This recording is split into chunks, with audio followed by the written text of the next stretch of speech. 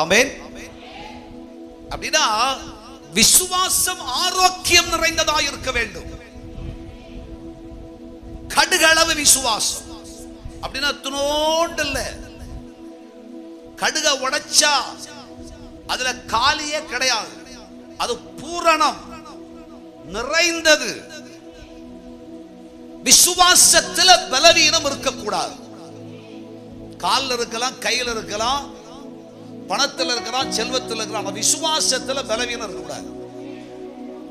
ஹல்லேலூயா, ஆமென் சொல்லுங்க.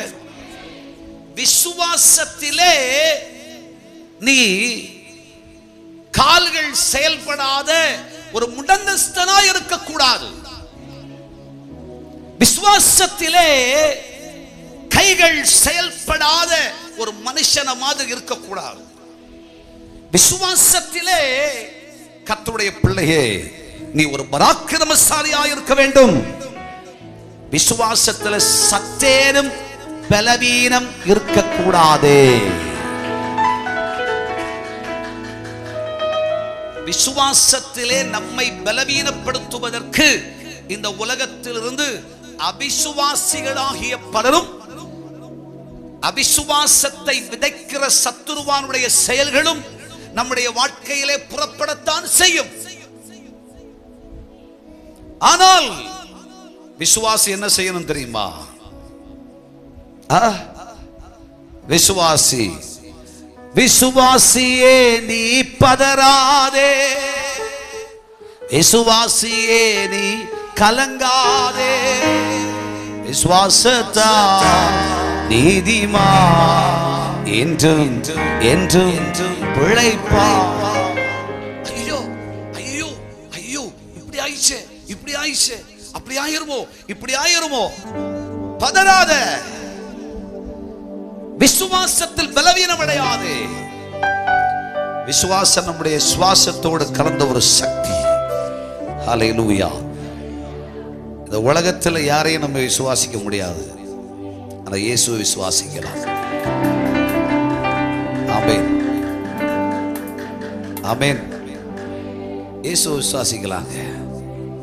அவருடைய நாமத்தின் மேல் அவரை விசுவாசிக்கிறவர்கள் எத்தனை பேரோ யோவான் 1:12 சொல்லுகிறது.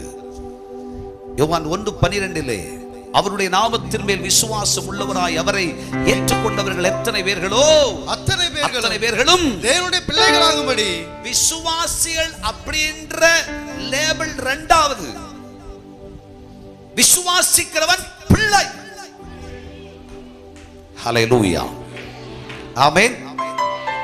நாமத்தின் மேல் விசுவாசம் உள்ளவராய் அவரை ஏற்றுக்கொண்டவர்கள் எத்தனை பேர்களோ அத்தனை பேர்களும் அவருடைய பிள்ளைகள் ஆகும்படி அவர்களுக்கு அதிகாரம் கொடுத்திருக்கிறார். இயேசு மேல விசுவாசம் உள்ளவங்க எல்லாம் கையை தூக்கி ஒரு அல்லேலூயா சொல்லுங்க. இந்த அற்புதத்து நாளுக்கு மட்டும் இல்ல, நல்ல கை அசைச்சு ஒரு அல்லேலூயா சொல்லுங்களா.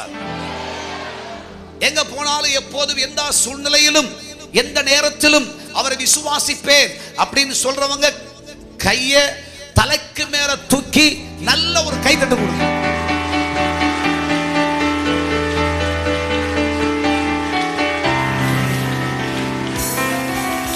உன்னுடைய விசுவாசம் பலவீனமடையாதிருப்பதாக. அது எந்த சூழ்நிலையிலும், அது எந்த நேரத்திலும், அது எப்போதும் ஆமென் சொல்லுங்க. விசுவாசிக்கிறவர்கள் என்னுடைய சந்ததி எனப்படுவார்கள், என்னுடைய பிள்ளைகள் என்று சொல்லப்படுவார்கள். என் பிள்ளைங்க. பிள்ளைகள் கேட்டால்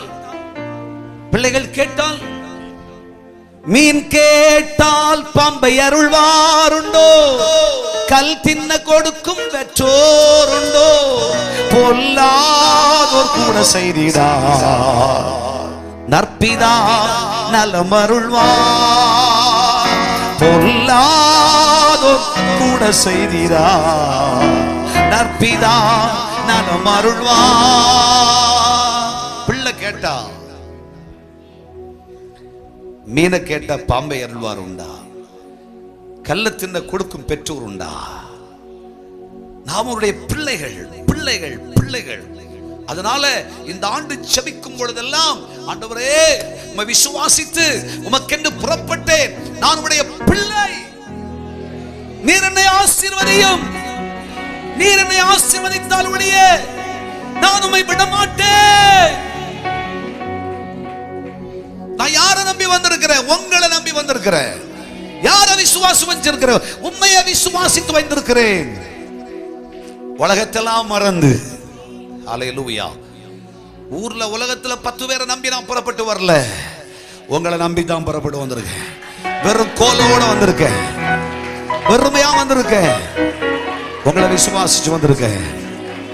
அவர் நமக்கு கொடுக்கிற ஒரு பெரிய ஆசீர்வாதமான மகுடம் என்னவென்றால், நீ என்னுடைய சந்ததி எனப்படுவாய். நீ என் பிள்ளையாய் இருப்பாய்.